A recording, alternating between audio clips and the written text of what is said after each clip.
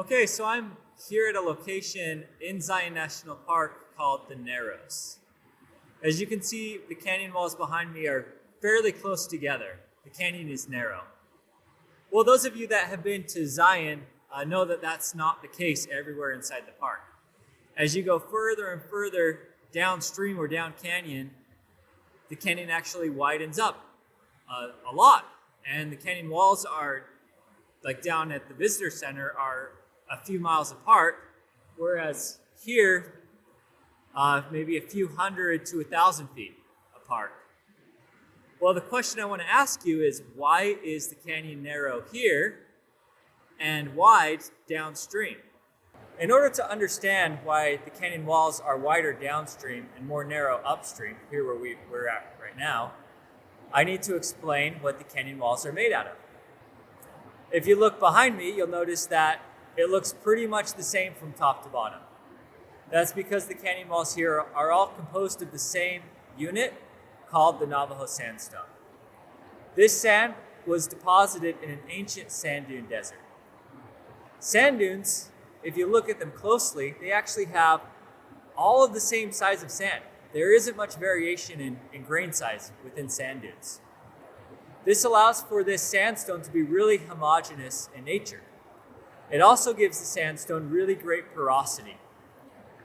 Because of the great porosity, that means fluids can pass through the sand and deposit minerals between the grains, cementing them together really well. That gives this Navajo sandstone the properties of being homogeneous from top to bottom and also very well cemented, which is why it is able to form such sheer cliffs. All right, so we've gone downstream just a little ways, and as you can clearly see, the canyon is much wider. If you look, you can see sheer cliffs, but notice how these sheer cliffs don't reach all the way to the canyon floor. There is a slope at the base of this cliff. That's because we are now seeing the presence of another geologic formation that sits below the Navajo Sandstone. This is called the Kayenta Formation. And this formation was deposited in a much different environment. Instead of a sand dune desert, the Kayenta Formation was deposited in an environment full of rivers and streams and lakes, giving it much different properties than the Navajo Sandstone. For the most part, the grain size in the Kayenta is a lot smaller or finer. This makes it more impermeable and gives it less porosity, so it can't be cemented as well. Therefore, it's weaker. It can't hold up. It doesn't form these sheer cliffs like the Navajo does.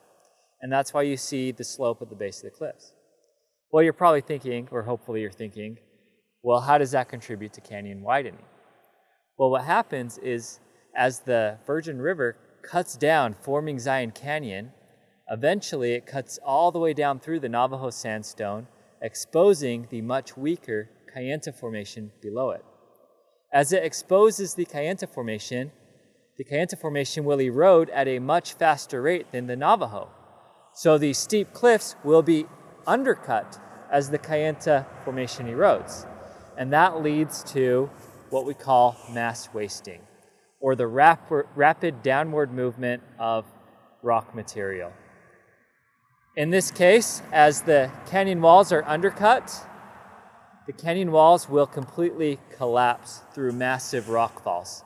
And as it does so, the canyon will widen and it will give you the appearance that we see behind me right now. So canyon widening is the result of undercutting and oversteepening of the Navajo Formation and then mass wasting through rockfall events. Behind me in this steep cliff, we have an example of the most recent rockfall in Zion that happened just a few months ago. You can see at the base of this cliff along that rock slab, there's a bunch of debris. And then up high on the cliff, there are a couple of light-colored scar marks, which is where the collapse took place. Large chunks of rock broke off from the cliff, fell down onto the slab, and shattered into many pieces. It caused quite a scare for those that were around. And this really is just business as usual here in Zion. That rockfall event is one of many. It happens every year.